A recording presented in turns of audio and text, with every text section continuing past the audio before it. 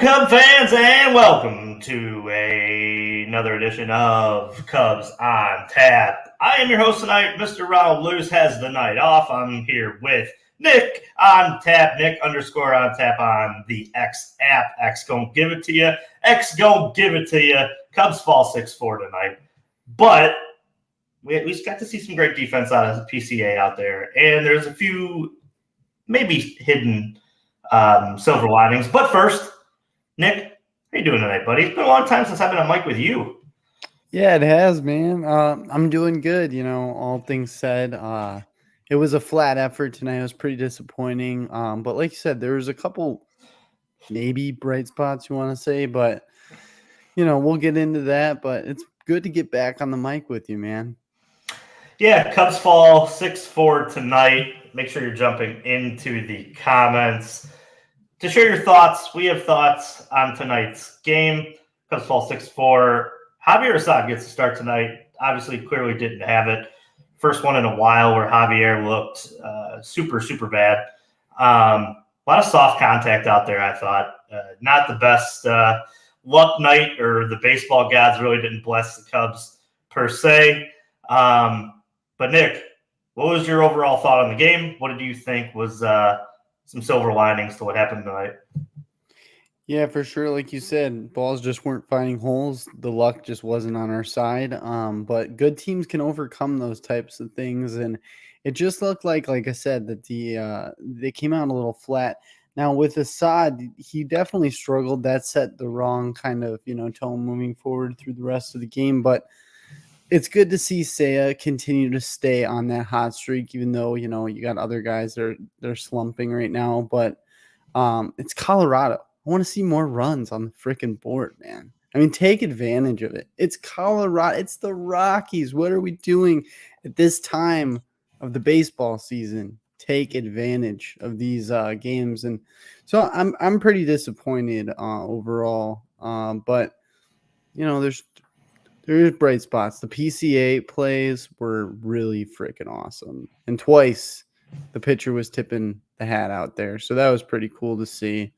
And then he did get that RBI, which probably would have gone right up the middle had it not bounced off the pitcher's leg. So, good things to see, exciting things. But for right now in this race, this competitive playoff race, this was a very bad night for the Cubs, because this is one on paper that you need and should have had.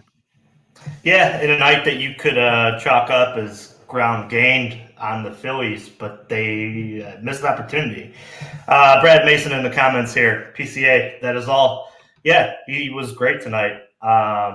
Defensively, like you said, the hit maybe goes up the middle, doesn't hit the pitcher's leg. Ron Luce in here as well.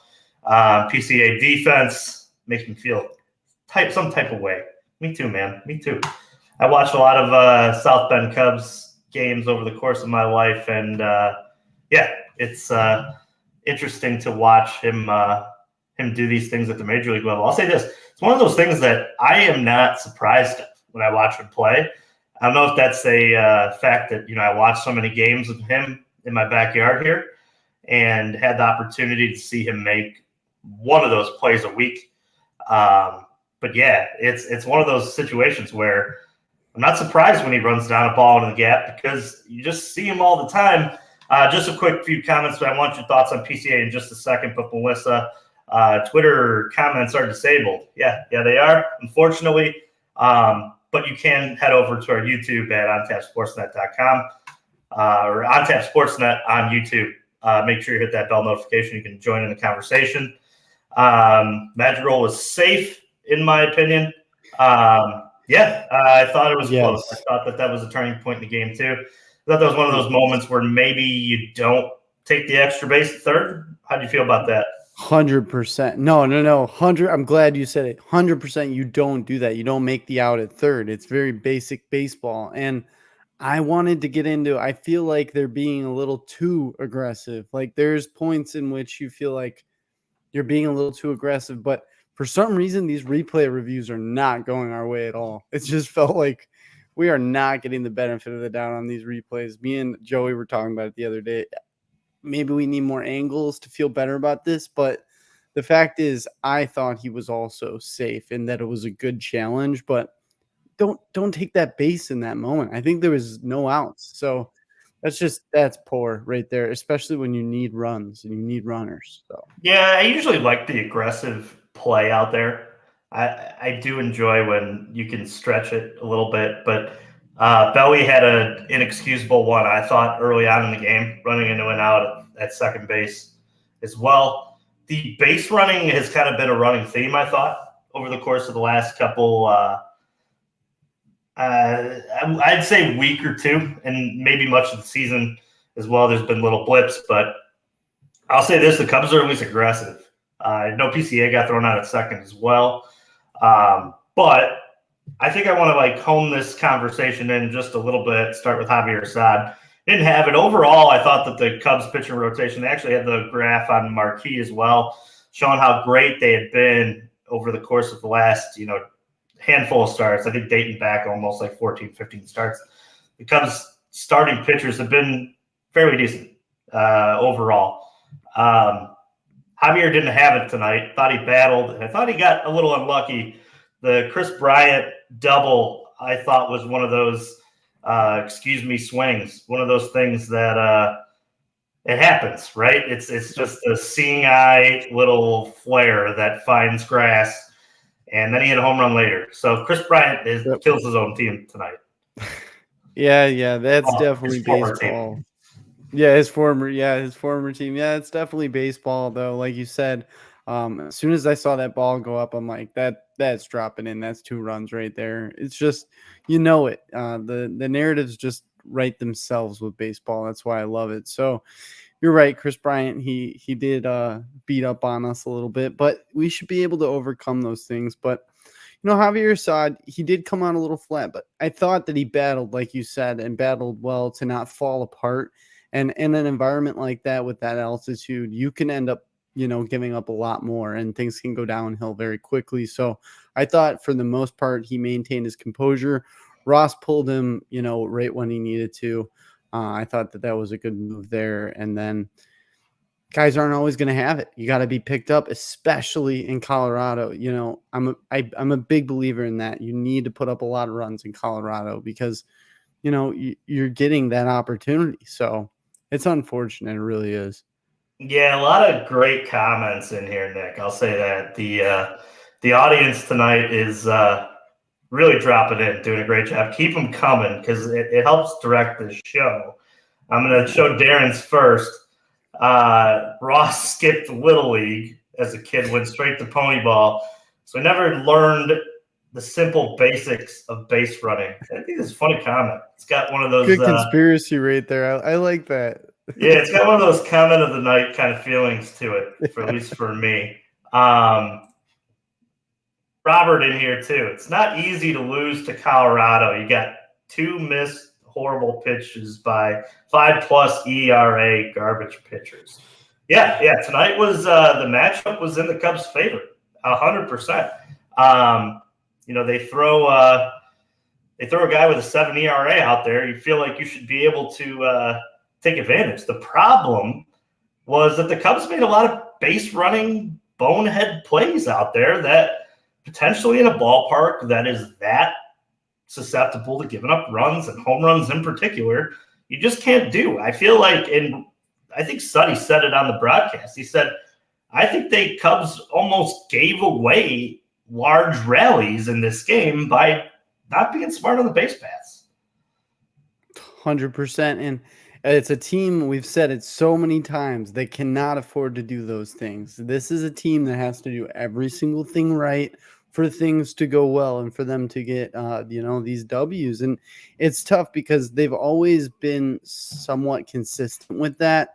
And it seems like just recently, I don't know what it is with these base running blunders. And, there's been a couple egregious errors where it kind of gets a little concerning.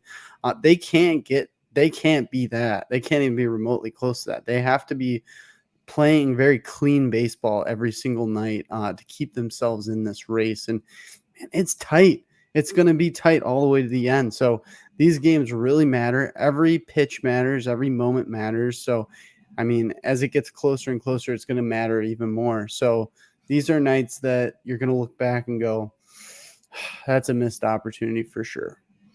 Yeah, it's a fine line, right? Especially now, I feel like these games are magnified even more than they were a long time.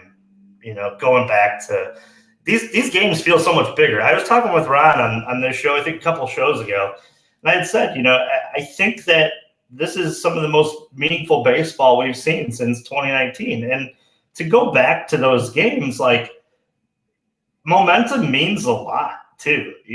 Keeping teams that are going to find ways to lose is something that I think you need to do. You got to keep pushing the limit. I do love the aggressiveness, but it's also too it's being in control. And there's an issue I had with in that ballpark. You just never know what can happen. It's almost like last night too with PCA getting a bunt down.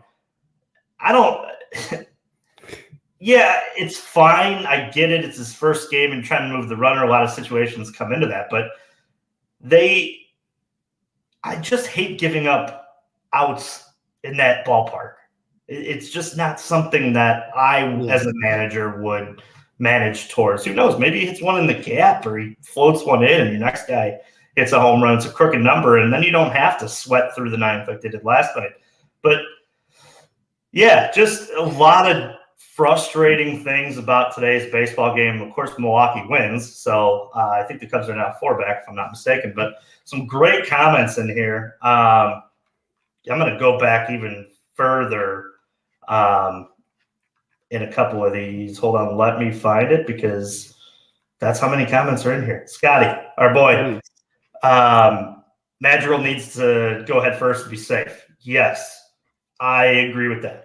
I thought that was when I saw that play. If you do want to be safe on that play, you got to be able to get your hands in there before but also too, who knows? He's short.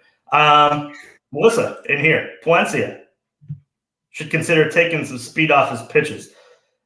Palencia is a guy who worries me very much. I'll say that. He's either really good or he's really bad. He walks a lot of guys. That's a problem. He would not be in my circle of trust. He'd have to really earn his way in. I don't know how you feel about that. Yeah, and I'm a little disappointed because I thought that a few weeks ago I was really high on him. I was feeling good, but like you said, he walks too many guys to be in that high leverage type of role.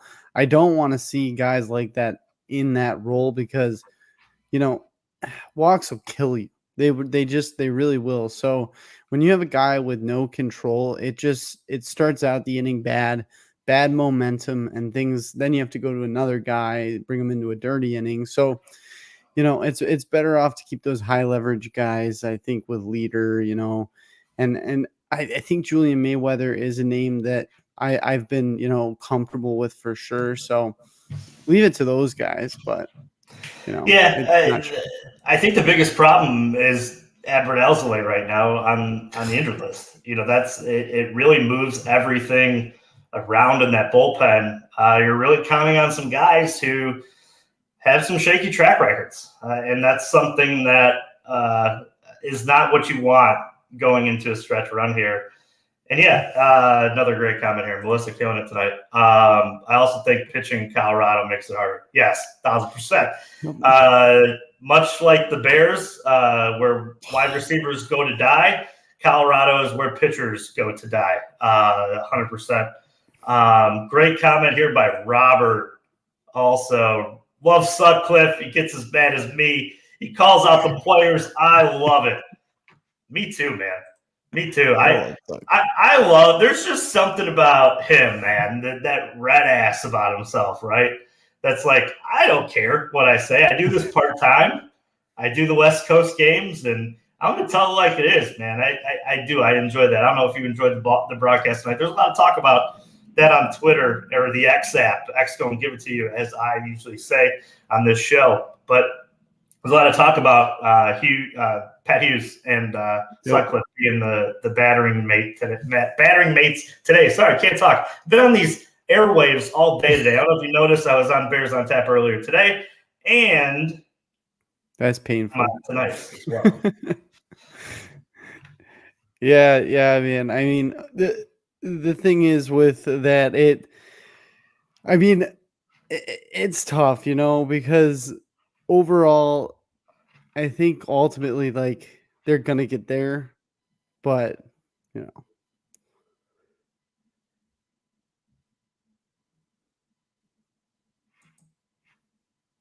Yeah. Sorry, thought you froze there, Nick. yeah, I think my Wi-Fi's in and out here. I got a I, message. It said poor connection. I'm like, oh, geez, is this gonna drop out on me now? But I think we're Sometimes good now. I think it just came back. It just like I was like, what the heck? you're good, buddy. Go ahead, finish your thought. Oh yeah. Sorry. What were you saying before? No, I was just talking about the game tonight, and just kind of talking about. We'll go to some comments here. We're a little bit off of the rails Sure. after your good old Wi-Fi gods came in and Yeah. threw Right. us. Back to the comments, Scott. Why pitch hit for Gomes? He's been the number one clutch guy on this team all season. Yeah, I know there's a lot of Ross hate out there. There is a lot of questionable movements. That one I can't answer. It's one of those that I sit here and yeah, I would have definitely I would have pitched. I would have hit Gomes there. It's one of those things that I he's been great. Why try to overthink all this? I don't know how you feel about Yeah. any of that. That one's really hard to defend. You want to go with the hot bat there. Gomes has been the most clutch hitter, especially as of recently, like very recently. He's been completely clutch. So to go away from the hot bat there's just really no way to I don't see where that was a move that was going to benefit in any type of way over having Gomes up there, because Gomes has been very solid and he's been a guy that will give you that clutch hit that was a perfect opportunity for us. So I also was kind of scratching my head at that one for sure. Yeah, Nick, I got to ask you, and this kind of goes back to the bullpen. I know we're kind of jumping around. I'm having a little experimental movement with this show tonight, less structured, more conversation. Nick, if you were creating a circle of trust in your bullpen right now, and you have the list of names that are out there, there's no Alzolay, there's Fulmer was obviously probably not available tonight. Who's in that circle of trust, man? It's brutal, right? It's one of those conversations I started having in the group chat, and yeah, just not something that I'm excited about when I say those names. Because it's a short list is the problem. It's maybe 3 people. Yeah, and I was thinking last night, Drew Smiley, he looks like he could be a piece out of the bullpen, and we'll see if he can get there. But yeah, it's a real short list, man. Leader, obviously, for sure. Mayweather, I definitely trust. It's just like, who else do you turn to in those moments? And it was always, I loved the piggyback from Leader to Adbert. It was perfect. And I think you're right. It has really thrown it for a loop having Azalea down now. Because what do you do? Like, how do you cover those innings when you need more leverage than what you have in a bullpen that can cover that leverage? So I don't really know, man. It's like that short. Leader, Merriweather, and I hope Smiley starts to work his way into the conversation, but I don't know. But it was interesting to see him come out of the bullpen and be dominant.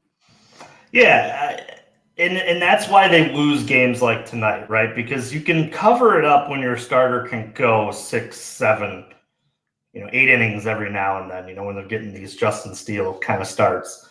But the problem is that when he leaves after 4, you got to piece yourself all the way to the end. It's interesting to see what comes out of that pen, and it's not in the Cubs' favor right now. It's with all the injuries, it's really not. Yeah, and I just saw in the comments there, Quas is very interesting because his numbers are a little deceiving. He has a lot of luck within him, but he can be wild at times. So I think he's someone that is closer than others to getting in the circle of trust. But I don't know if you feel like you're personally there yet, but I'm just not fully there to bring him in a really high leverage spot where if he puts one or two guys on, we saw that in a tight game, then problems can happen. So I'm not fully there quite yet with Kloss.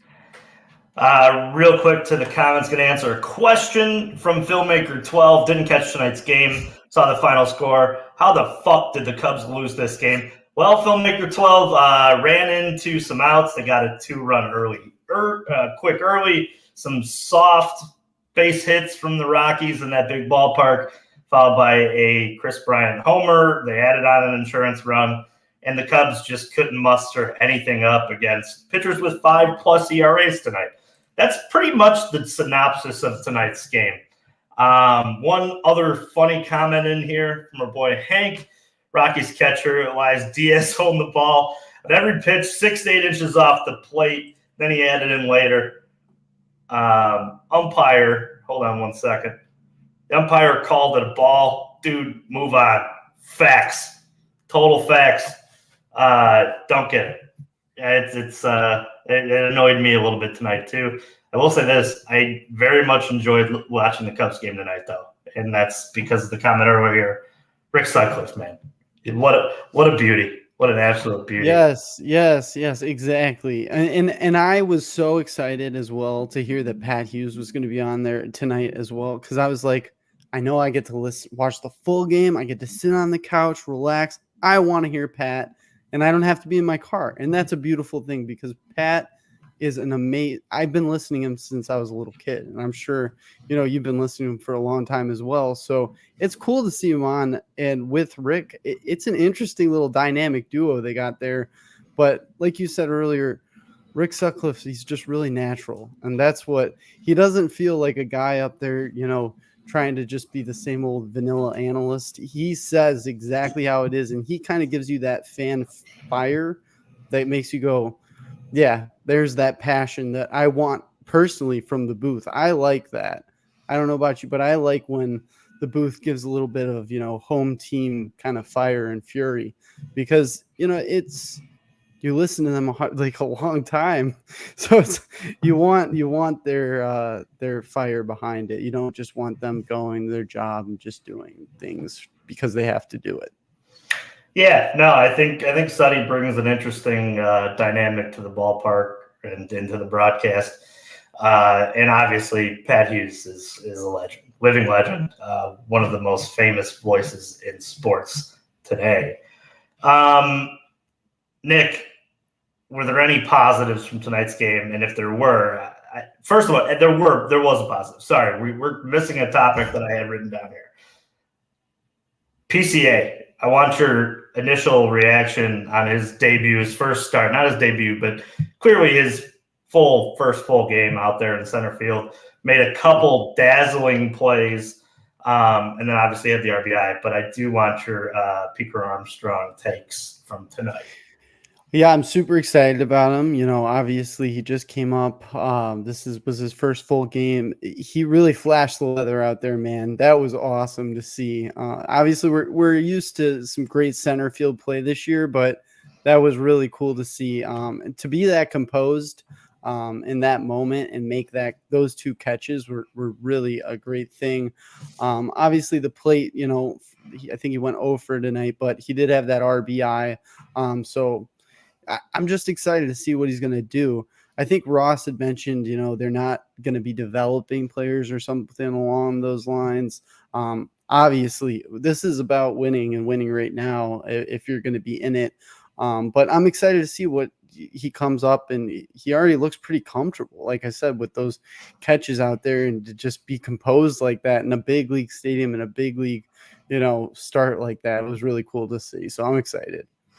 Yeah, I mentioned earlier on in the show, it just doesn't surprise me. As a guy who watched him in South Bend play defense, I knew he would come to this ballpark and show what he's made of. He's going to be one of those guys. And I was actually chatting back and forth with my best friend, who big Cub fan, one of those guys that we chat baseball pretty often, and had mentioned I think Pete Crow Armstrong has that type of 10+ Gold Glove type of player.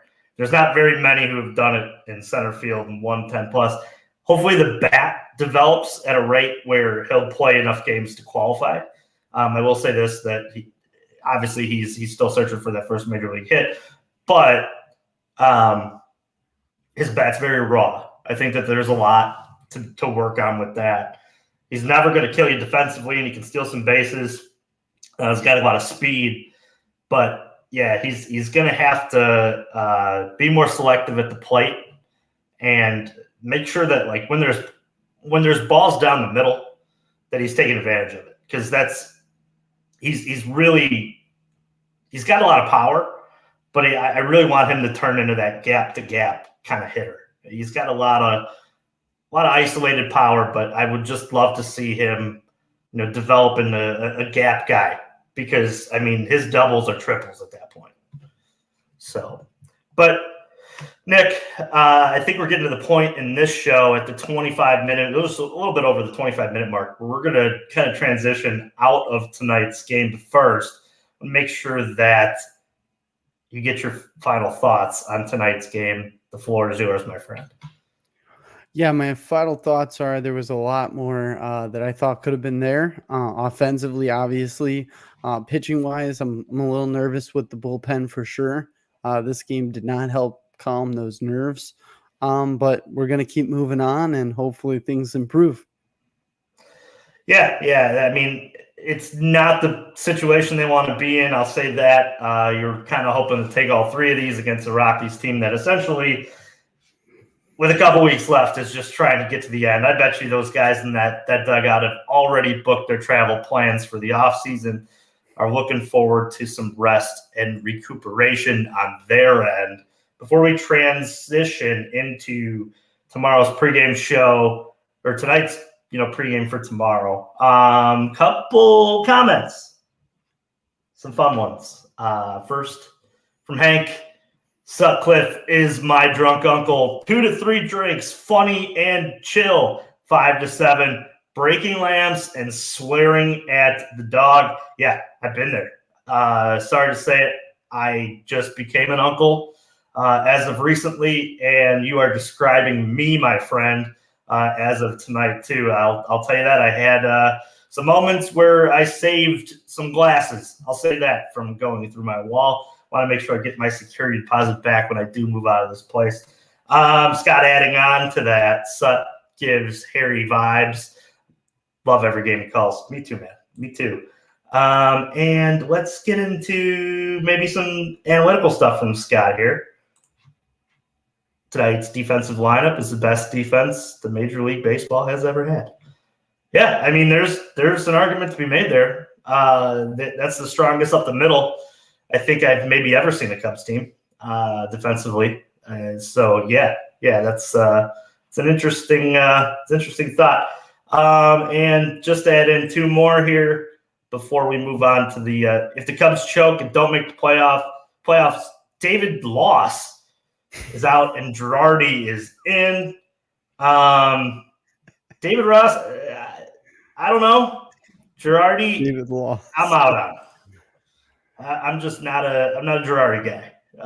Wasn't when he was with the Indians either. And adding just another one in here from Darren. Difference between the Cub and the Brewers: Craig Counsell and David Ross. Flip the managers and the records. Flip. Maybe. Yeah. There's some conversation to be had here. I think there's very few managers in the MLB that are difference makers per se. I mean, there's maybe a couple you can name in there, and Craig Counsell does a lot with a little. He does. He really does. But moving on, tomorrow's game, getaway day for the Cubs. Third game, the rubber match. The Cubs will play at 2:10 p.m. Central Time. Jameson Taillon taking the ball tomorrow for the Chicago Cubs, and Ty Black will take the ball for the Colorado Rockies. Not the situation you draw up, right? Where you're in a ballpark that is susceptible to home runs, and the guy who's given up the most home runs on your staff is taking the ball tomorrow. Nick, what do the Cubs got to do to win this baseball game? Not give up home runs. also hit home runs as well. So don't give up home runs, hit home runs. I personally am going to be holding my breath when Jameson Tyone's out there because I'm just a little, a little nervous, as what you just mentioned is the reason why. But I really hope that it doesn't matter what he does and that the Cubs offense just says, you know what, it's okay. We're just going to go put 10 or 12 up there. It's going to be an easy day today because you can in Colorado. It's very easy to do. So you got to just go out there and pick up this pitching staff because it seems like pitching staff's wavering a little bit. And I think the offense is the best bet to save them. Yeah, I hope that's the case. I'm also hoping that Jameson can build off of his start on the 8th, where he went 6 innings and only gave up 1 hit and struck out 9. That, I think, is something that he can go into this baseball game with at least a little bit of momentum. Maybe that helps propel him into at least a 5 2/3. He's got to get through at least 5 tomorrow and keep the runs off the board as long as he can. But it'd be nice to see the Cubs bring the getaway bats prior to an off day and just boat race the Colorado Rockies. It'd be great to not use any high leverage arms prior to the off day, so you've essentially at that point built in 2 off days. And with a 3-game set and then an off day and then the Pirates, it's almost like it buys you some more time to get healthy over the course of this next couple 5-day stretch here. 6 days if you're including the game tomorrow. There will be 2 off days and 4 baseball games only. So that's kind of nice. It's one of those things that you thank the schedule gods for in this point of the season. Nick, before we get out of here, fly the W player of the game for me and just go through these comment sections and pick your favorite just for a second. Because I'll tell you what, man, we got some of the best. Let me just say this. We got some of the best listeners. And yeah, we do. And in the comment section tonight, since we've been doing this show, and mind you, folks, we've been doing the show for almost 5 years now. How great is this? This is maybe the most electric comment section we've had on the show ever. Maybe ever. This is great. Yeah, this is great. Yeah. Yeah, a lot of arguing back and forth, a lot of fun. But yeah, fly the W player of the game. I'm going to go with Seiya Suzuki. He's going to continue to be hot, and hopefully he can just carry this one and make it easy. I love that. I love that Seiya pick. He's been hot. I do want to ask you this before we get out of here. It's just tinfoil hat here. You think it's safe to put him in the 3-hole? Move Hap out of there. Maybe move Hap into his spot. Flip the 2.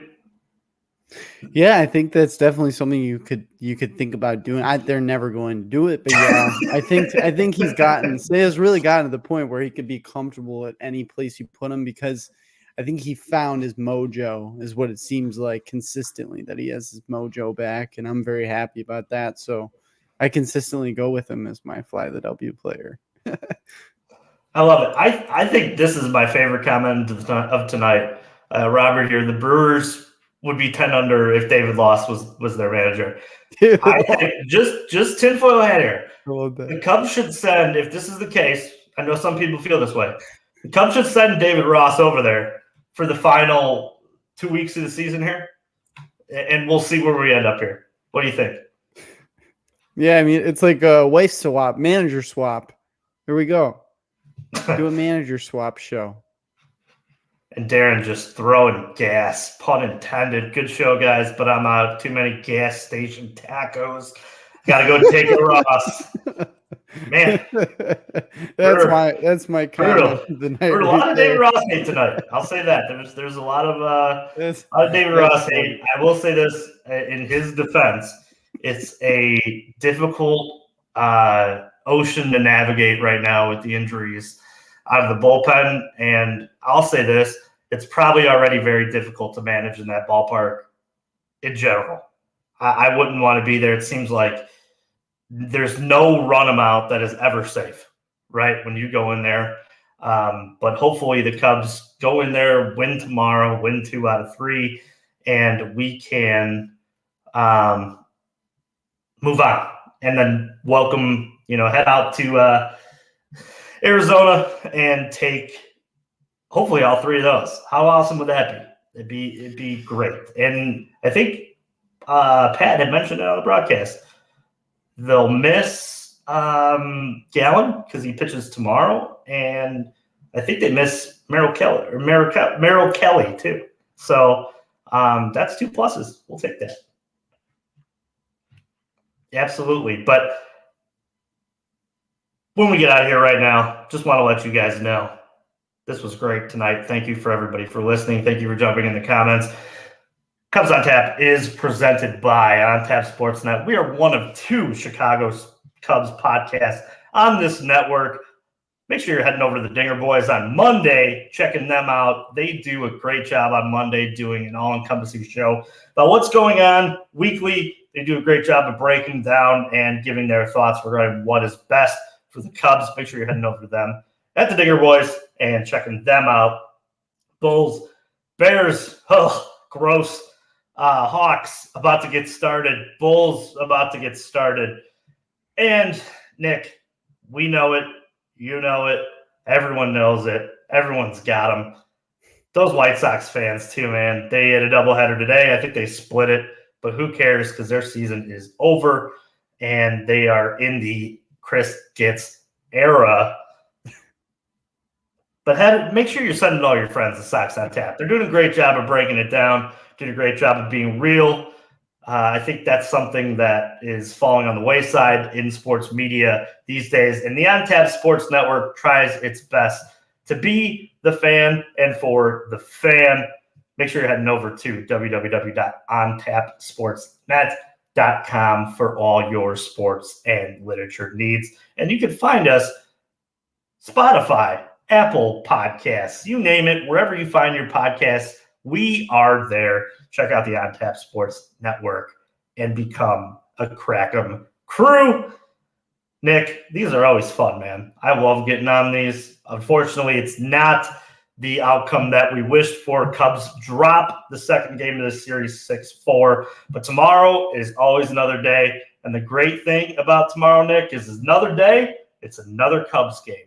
And we will be here to recap it after. I think it's myself and Ron Luce in the chairs tomorrow to talk about whatever happens in tomorrow's ball game and recap the series and preview the Arizona Diamondback series, which will be one huge one this weekend. Thank you guys for dropping in the comments one more time. Darren, Cubs on Tap, the best. And we're going to get out of here in the only way we know how. And Nick, that is? Fuck the Cardinals. Let's go Cubbies.